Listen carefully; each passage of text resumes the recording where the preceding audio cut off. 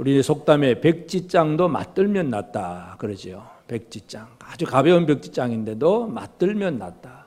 이 속담을 말하는 사람들의 심리, 사람들의 마음이 무엇일까요?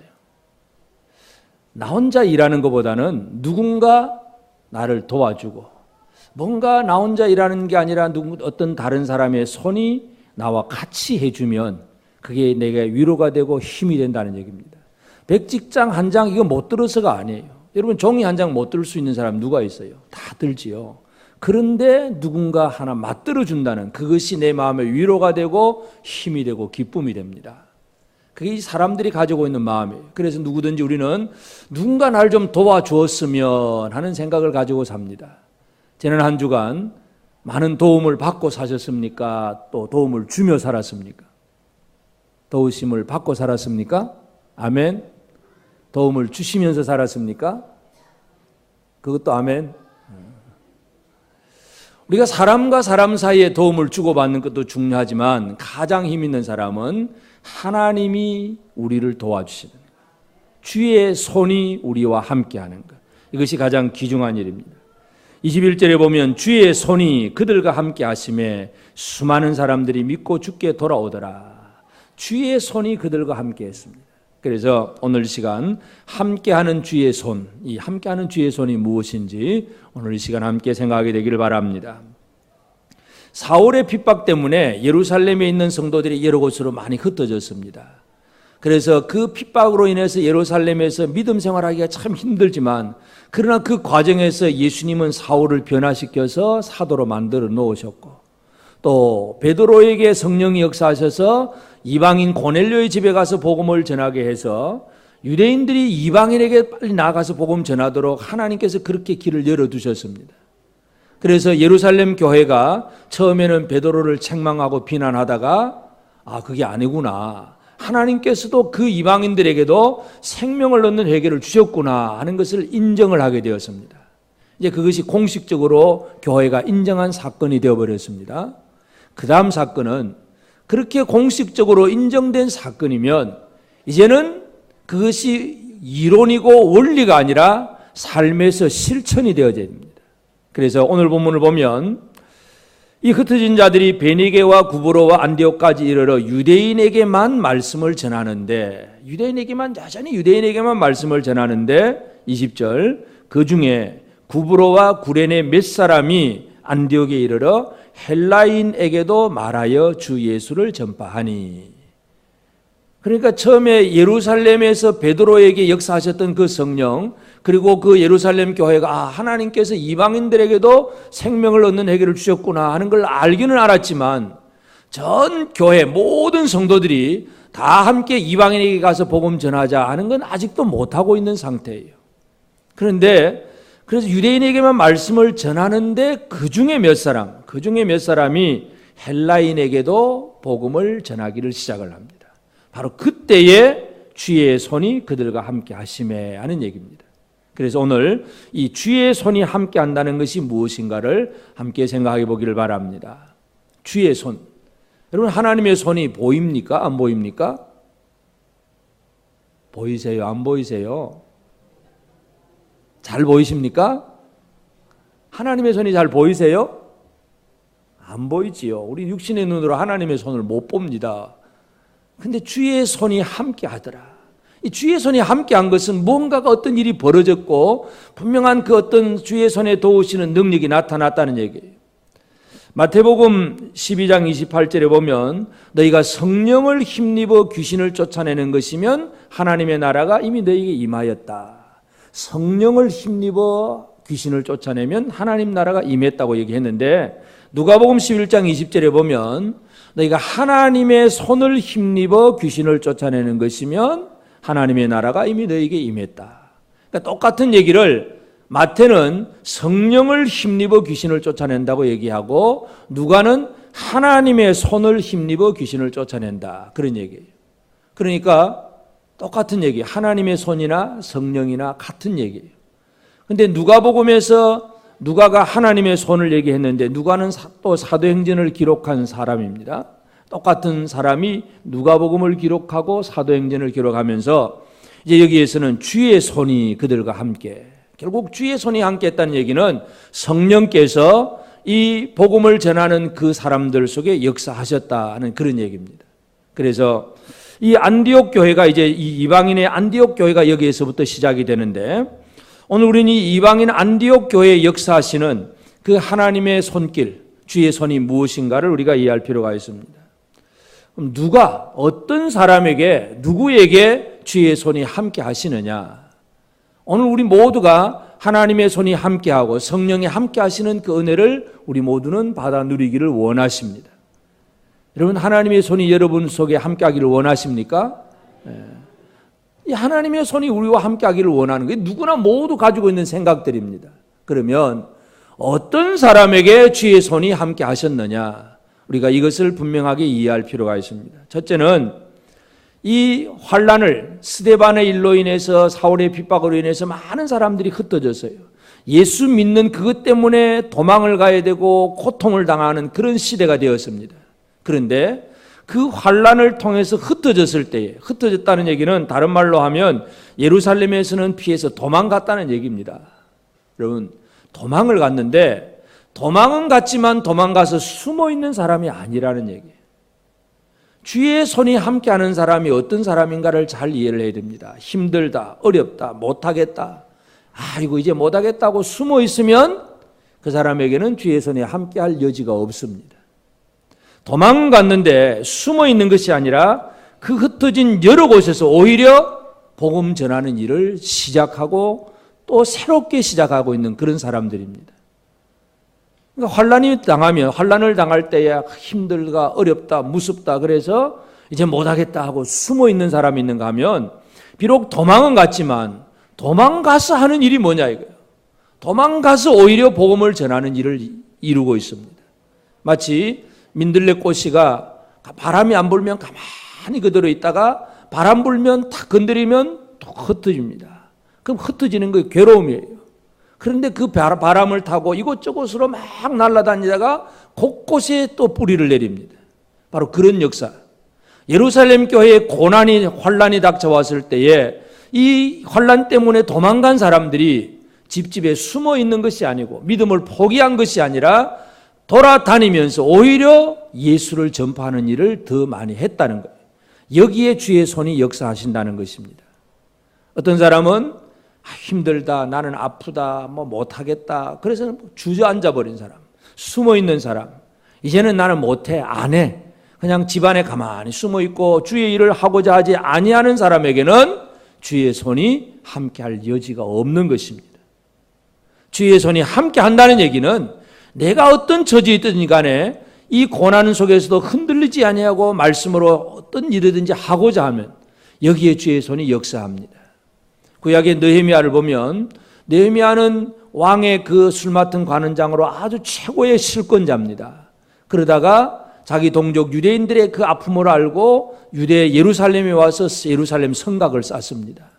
근데 유대인들이 잘 되는 것을 제일 싫어한 사람들이 대적들 산발락과 도비아의 무리들인데, 이 사람들이 계속 느헤미야를 방해를 하고 또 여러 가지 많은 계교를 꾸며서 어떻게 하든지 이 느헤미야의 사역을 막아보려고 애를 씁니다. 그래서 하다 안 돼서 나중에 거짓 선지자를 매수를 해가지고 이 느헤미야를 일을 못하도록 막습니다.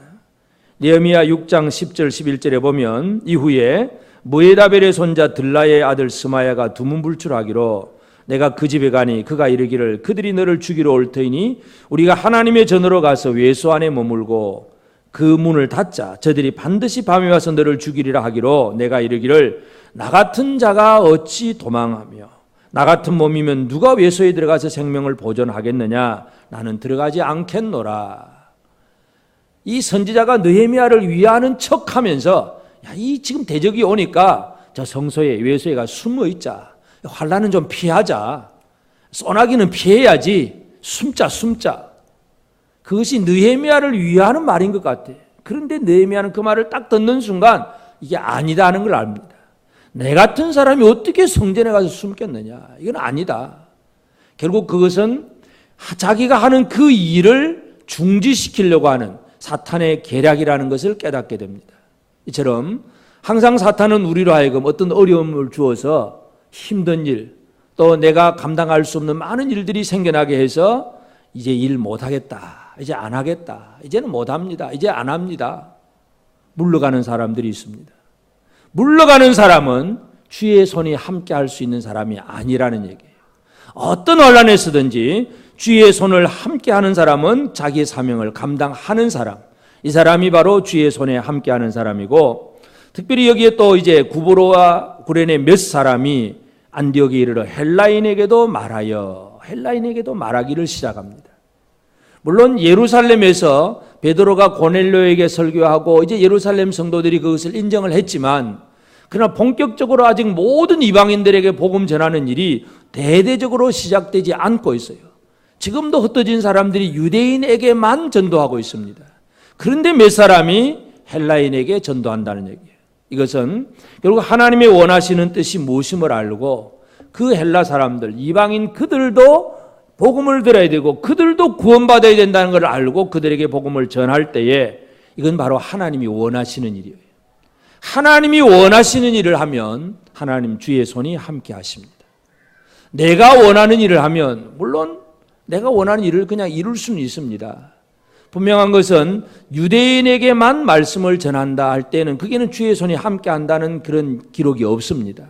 그런데 헬라인에게도 말하여 주 예수를 전파하니 주의 손이 그들과 함께하매, 하나님의 원하시는 뜻이 무언가를 알고 이방인들도 구원받아야 된다는 것을 알고 그 이방인들을 향하여 복음 전하는 그 일, 하나님의 원하시는 일을 이루고자 하면 하나님은 함께 해주십니다. 내 일을 하고자 하면 하나님이 함께 하지 않지만 하나님이 원하시는 그 일을 하고자 하면 하나님의 손은 우리를 붙들어 주십니다.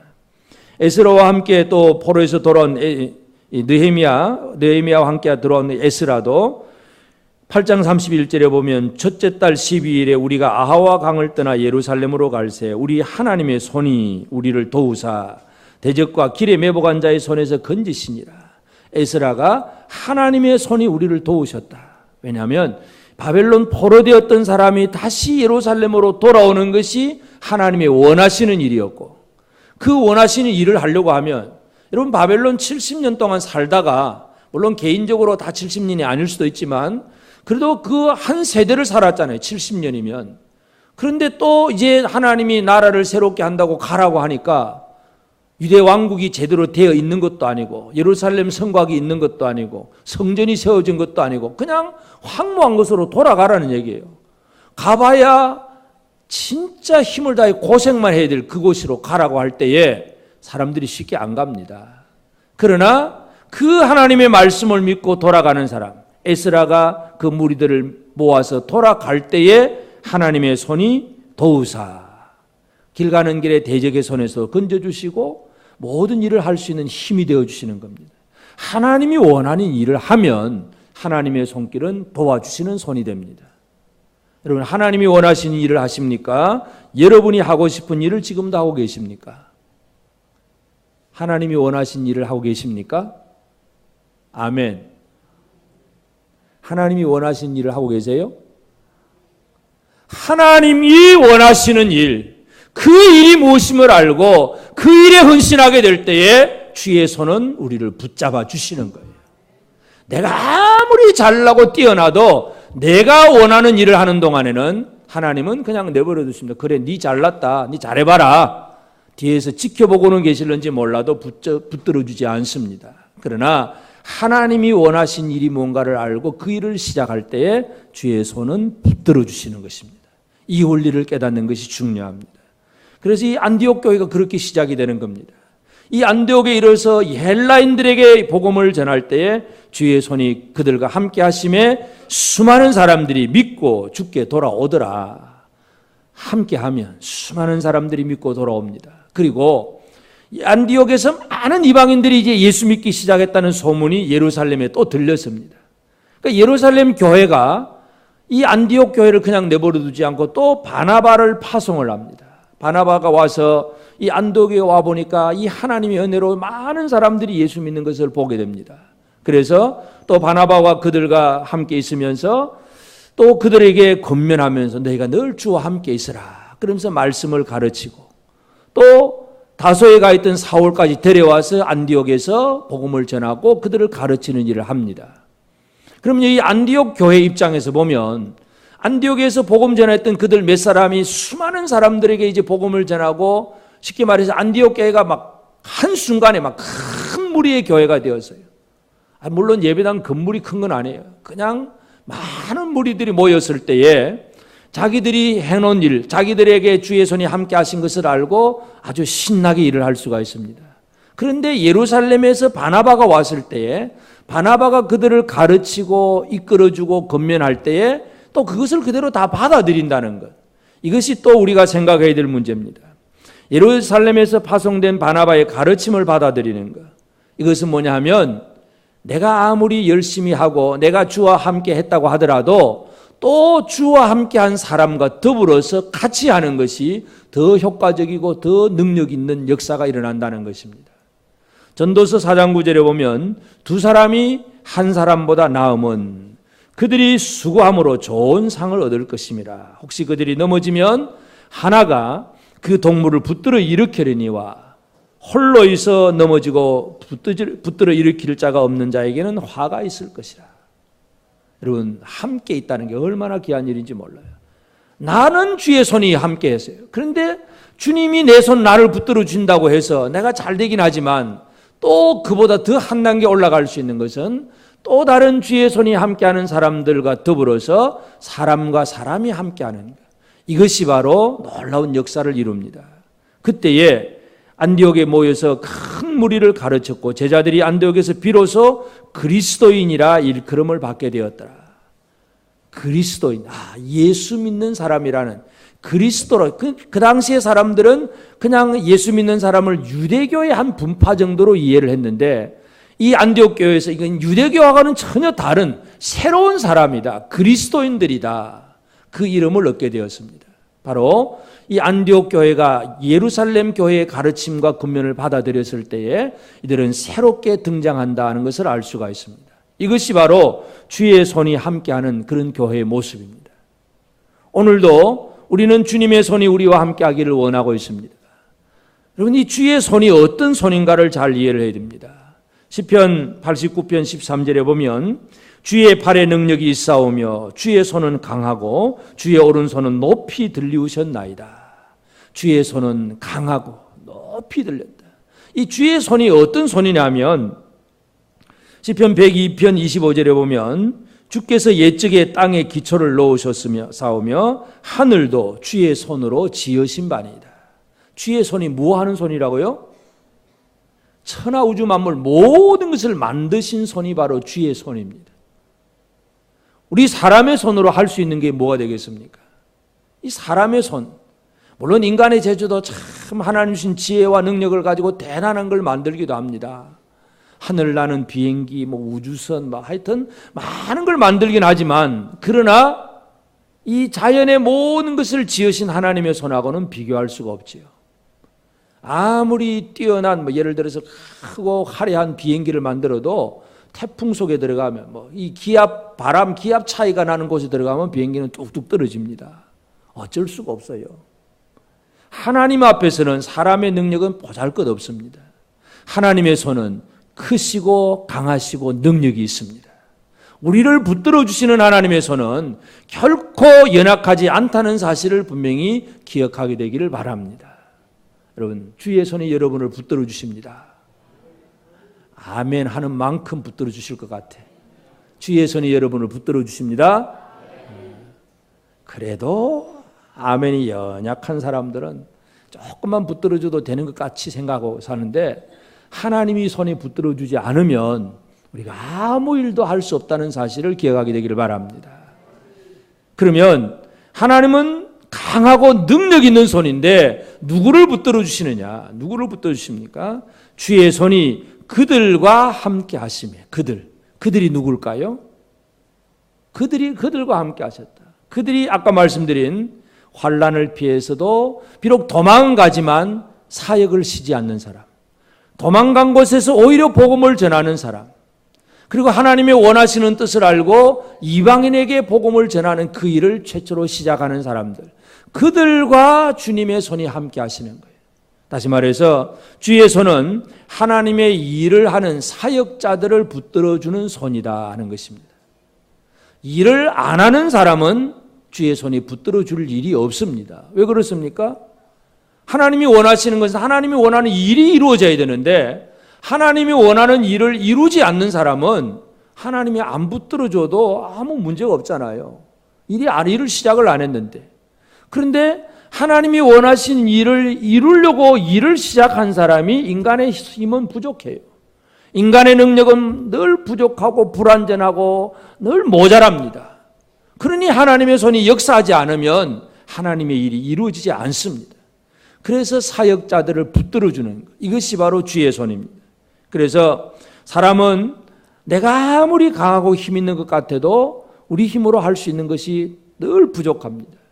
여러분, 세상의 왕 중에서 가장 강력한 왕 다윗 왕, 주변의 모든 나라 민족을 다 정복한 다윗 왕이지만 하나님 앞에 어떻게 고백하느냐 하면 역대상 29장 12절에 보면 부와 귀가 주께로 말미암고 또 주는 만물의 주제가 되사 손에 권세와 능력이 있사오니 모든 사람을 크게 하심과 강하게 하심이 주의 손에 있나이다. 다윗이 자기가 이렇게 왕이 되고 전쟁에서 승리하고 이 모든 부귀영화를 차지한 것, 내가 이룬 것이 아니라 부와 귀가 다 주의 손에 있습니다. 모든 사람을 크게 하심과 강하게 하심이 주의 손에 있나이다. 이게 다윗의 고백이에요. 하나님의 일을 시작하는 사람을 하나님은 붙들어 주십니다. 그러면 그 사람은 자동적으로 강한 사람이 되는 것입니다. 여러분, 능력 없는 사람으로 살기를 바라십니까? 능력이 있는 사람으로 살기를 바라십니까? 능력이 있는 사람으로 살기를 원하시지요. 여러분의 자녀들이 힘없는 모자란 능력 없는 자녀가 되기를 원합니까? 진짜 강하고 큰 능력 있는 자가 되기를 원하십니까? 능력 있는 자가 되기를 원하잖아요. 능력을 어떻게 키웁니까? 자녀들이 능력을 갖추도록 열심히 영어 공부시키고 수학 공부시키고 자격증 따고 여러 가지 체험을 하고 스펙을 쌓고 많은 일을 하게 하면 자녀가 능력 있는 사람이 되는 것입니까? 결코 능력이 아니에요. 여러분, 그것이 결코 능력이 아니라는 사실을 기억을 해야 돼요. 하나님이 원하시는 뜻을 알고 그 뜻에 헌신하기 시작하면 주의 손이 그 사람을 붙잡아 주십니다. 내 자신도 그렇고 우리 자녀들도 그렇게 만들어 가야 됩니다. 하나님을 알게 하고 하나님의 뜻에 순종하게 하고 하나님의 일에 헌신을 시작하는 사람이 되면 주의 손은 그들과 함께 하십니다. 일하는 자와 함께 한다는 사실을 기억하시기를 바랍니다. 그리고 주의 손은 이 일하는 자와 함께 하는데 어떻게 하느냐? 일하는 자도 일하지만 하나님의 손이 함께 하심으로 같이 동력하는 손이 되는데, 예를 들어서 여호수아가 이제 이스라엘 백성들을 이끌고 가나안 땅으로 들어갈 때 가로막힌 것이 앞에 요단강물이 가로막혀 있습니다. 자, 이 요단강을 어떻게 해야 되냐 이거예요. 많은 남자 장정만 60만 명, 200~300만 명 되는 그 많은 무리들을 이끌고 강을 건너가야 되는데 다리가 있는 것도 아니고 배가 있던들 그 얼마나 많은 숫자를 어떻게 그 배 타고 강을 건너가겠습니까?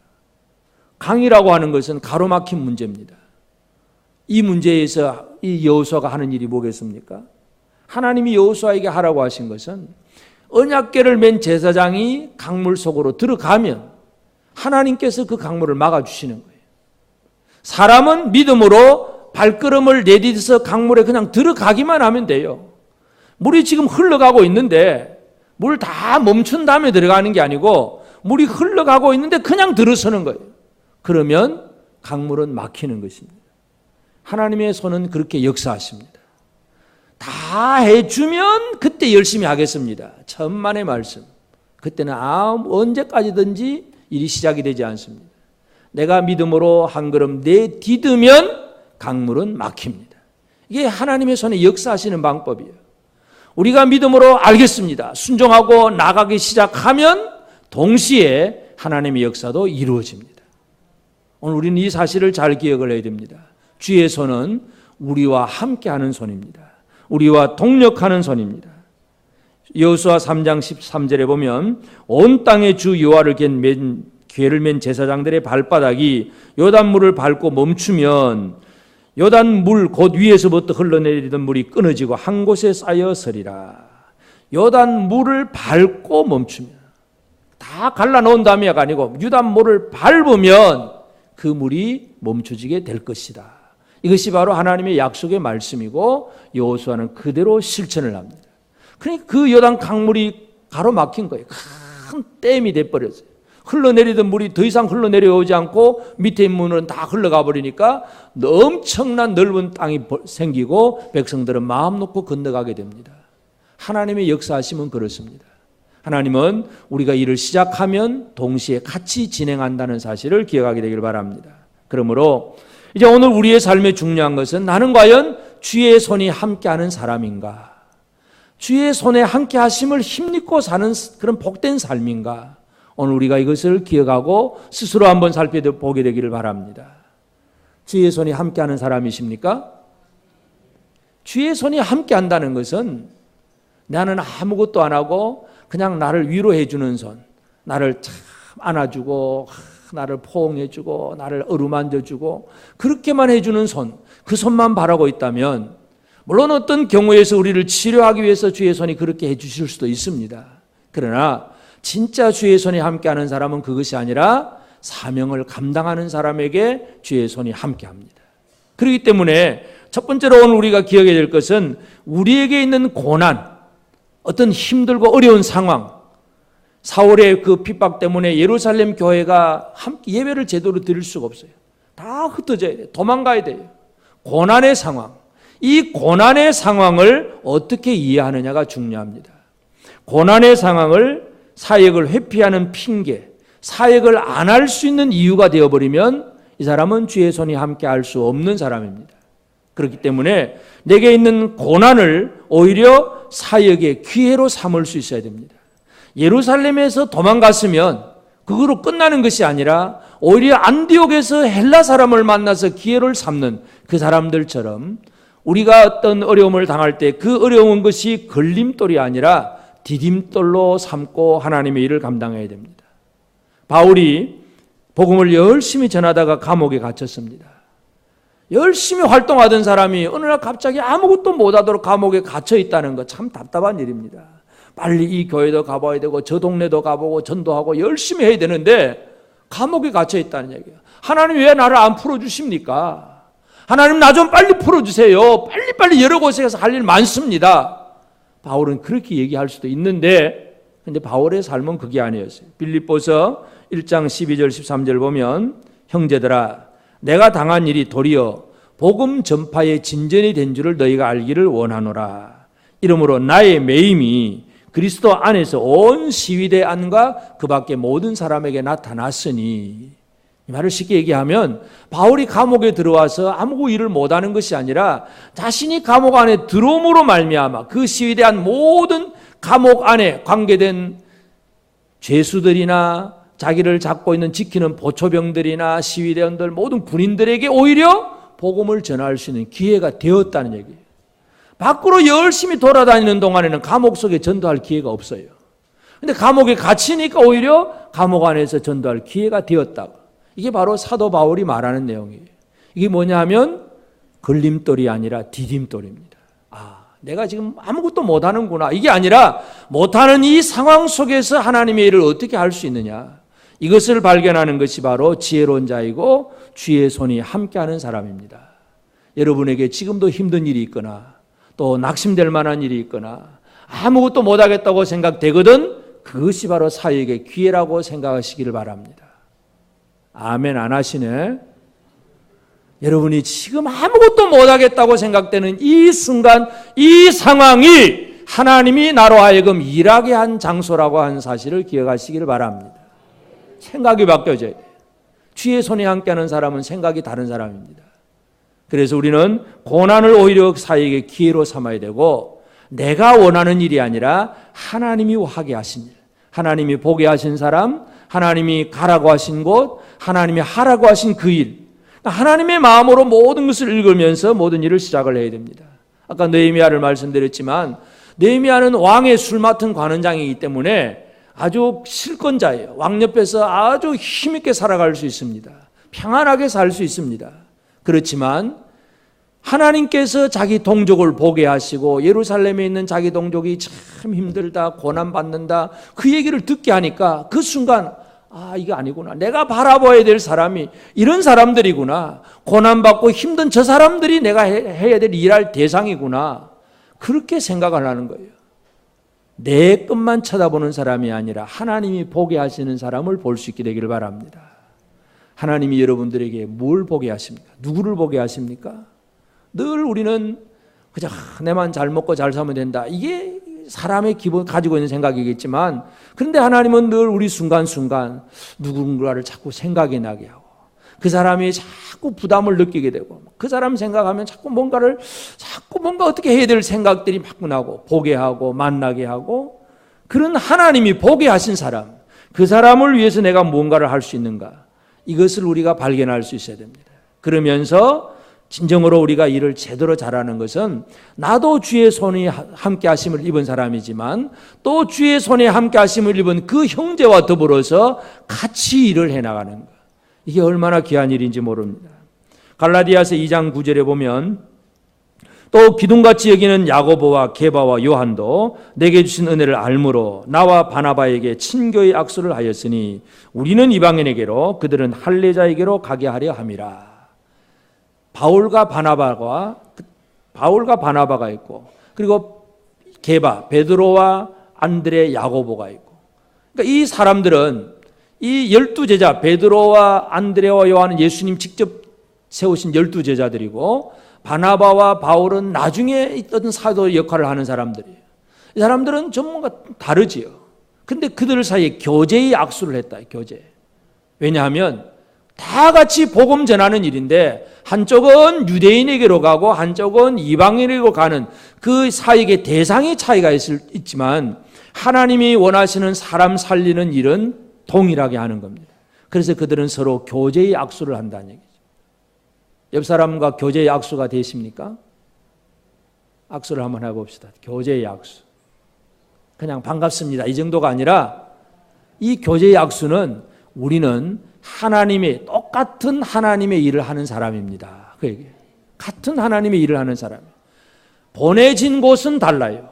사역의 내용은 다를 수 있어요. 유대인에게 가는 사람, 이방인에게 가는 사람, 그 일하는 내용은 다르지만 그러나 하나님께서 원하시는 사람 살리는 일은 똑같은 일입니다. 그래서 그들 사이에는 교제의 악수를 한다. 이것이 주의 손이 함께한 사람들이 살아가는 삶의 아름다운 모습입니다. 옆 사람에게 다시 한번 당신은 나의 진정한 동력자입니다 합시다. 하나님의 일을 다 같은 하나님의 일을 하는 동력자. 이게 주의 손이 함께하는 사람들이 살아가는 삶의 방식임을 기억하십시다. 오늘도 우리는 하나님께서는 성령은 그 손으로 그 능력으로 우리와 함께 하십니다. 아무나 함께하는 것이 아니라 사역을 시작하는 사람에게, 주저앉아 있는 사람, 낙심하는 사람, 게으른 사람, 일을 하지 않는 사람은 주의 손에 함께 하심을 누리지를 못합니다. 그러나 하나님의 일을 하는 사람, 고난을 오히려 사역의 기회로 삼는 사람에게 주의 손이 함께 하신다는 사실을 기억하시고 매일매일의 삶 속에서 하나님이 나를 통해서 뭘 하게 하시는가, 또 누구와 함께 이 일을 같이 감당할까, 여기에 우리가 좀 더 관심을 기울이시고 우리 모든 성도들 함께하는 주의 손의 은혜를 풍성하게 누리는 그런 삶이 다 되어지기를 바랍니다. 아멘. 찬송하십시다. 449장